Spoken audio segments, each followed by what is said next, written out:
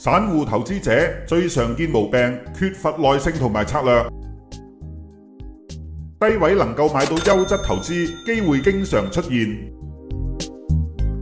由於信心不足，輕微上升之後遇到震盪，急急腳沽出手上持貨，略賺微利，自我感覺良好。缺乏完整策略工具，價位突破中立，強弱嘅分水嶺，進入持續上升趨勢，可能懵然不知。升勢中段，偶爾震盪，但係缺乏耐性，早沽貨，當然容易錯失加倉良機。利用 GR 黃金分割，橙色趨勢線走勢持續上升，未有改變。